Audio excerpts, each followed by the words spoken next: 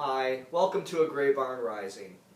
I'm sitting here with Bootsy Beagle, of course, and I'm drinking a gorgeous cup of white tea, Bai Mudan white tea, which is a white peony tea, and this particular version is grown in Nepal.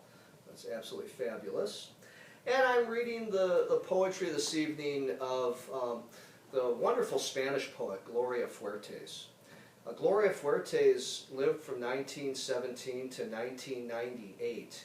She's a poet of political conscience, a poet of interesting imagery, great irony, and I just adore her work. I'd like to begin by reading a couple poems of hers from a wonderful and little-known anthology that I got many years ago in the 80s called Recent Poetry of Spain. This was published by Sachem Press, which is the press that Lewis Hammer used to operate, and these translations are in fact by Lewis Hammer and Sarah Scheifter. So I want to begin with a Gloria Fuertes poem entitled Biographical Note.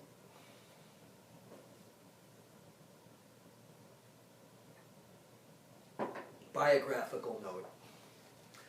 Gloria Fuertes was born in Madrid, 2 days old, because my mother's labor was very difficult, and if she'd neglected herself, she would have died having me.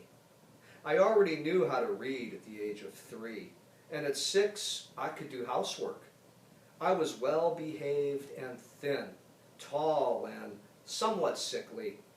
When I was 9, a car ran over me, and at 14, the war ran over me. At 15, my mother died, leaving when I'd miss her the most. I learned to haggle in the shops and go to the villages for carrots. Around then, I began to have love affairs. I won't give names.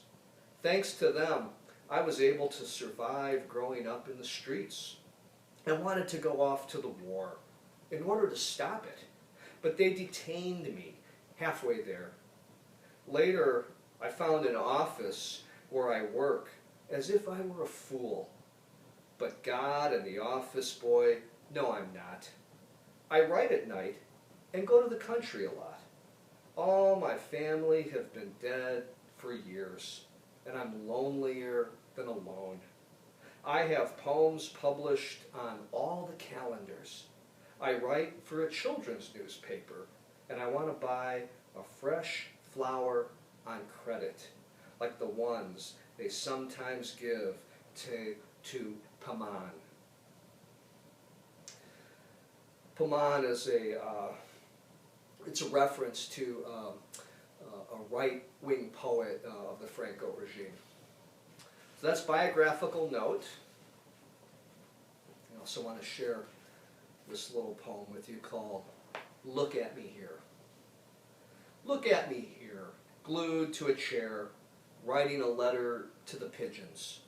Look at me here, for now you can look. I sing and I accompany myself. Clairvoyances surround me and frogs croak in the corners.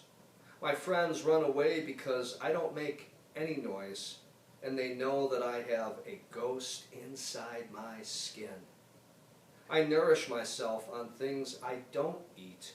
I mail letters I don't write, and plan for future centuries. It's supernatural how I love roses. The sea is dangerous if I don't know anything.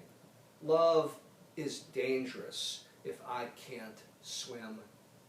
Men ask me with their eyes. Mothers ask me with their children. Trees insist to me with their leaves. And the cry is torrential. And the thunder is a thread of voice. And I mend my flesh with my thread of voice. But I don't know anything. I love the associative leaps. That poem appeared in a book of hers from 1958. I love the associative leaps in a Gloria Fuertes poem. and moments of almost absurd humor that begin to emerge in her work. I'd like to move next to her book, Off the Map, which is translated by Philip Levine and Ada Long. These poems have a slightly different tone to them, I think, as you'll hear. I'd like to share a couple of these with you.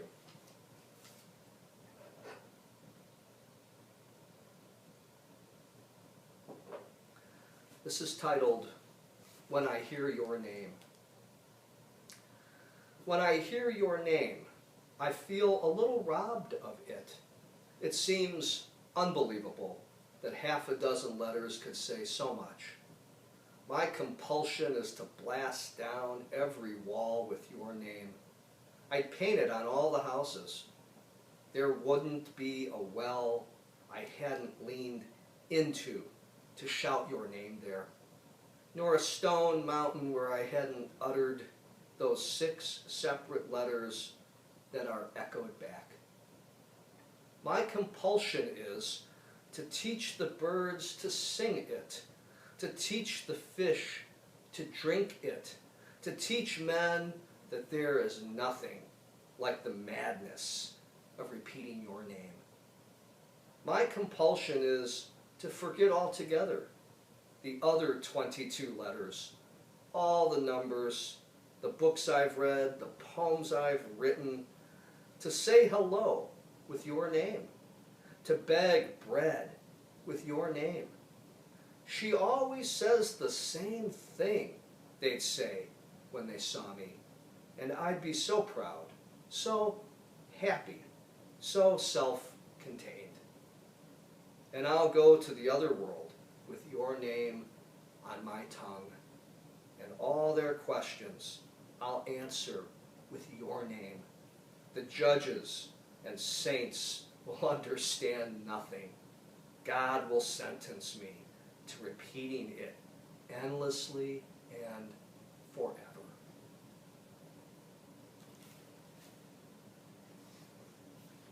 I really admire the way Gloria Fuertes takes an idea and just tunnels into it and turns that idea inside out. Almost, she uses the word compulsion in that poem, almost in a compulsive way. It's really quite beautiful.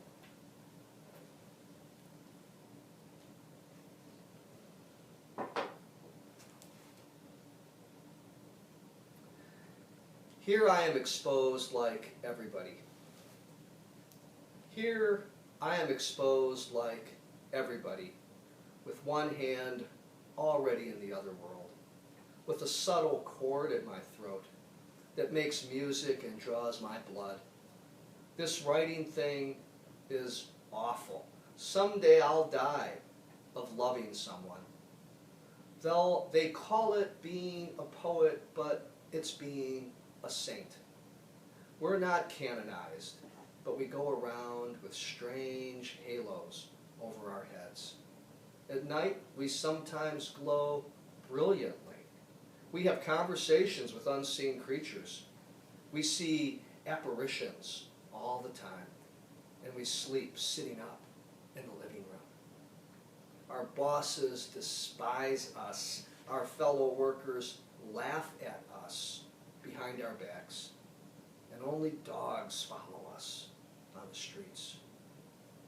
What I have in common with a saint or beggar is loving one person above all things, never having any shoes, and knowing someday God will come down to do my hair. I talked about some of the moments of irony and absurdity in her work. Instructions. Let us learn at last from the darkness, from the animals. Let us imitate the manners of the flowers.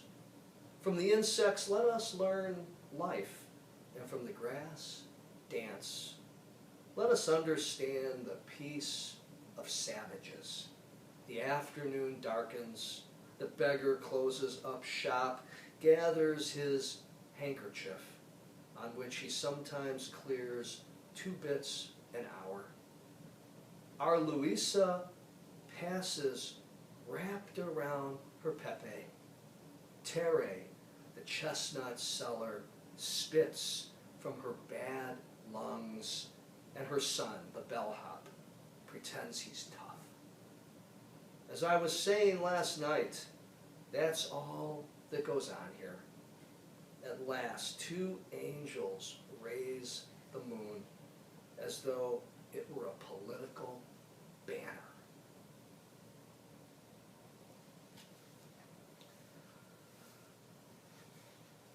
And finally, I'd like to close with this little poem entitled, I Think Table and I Say Chair.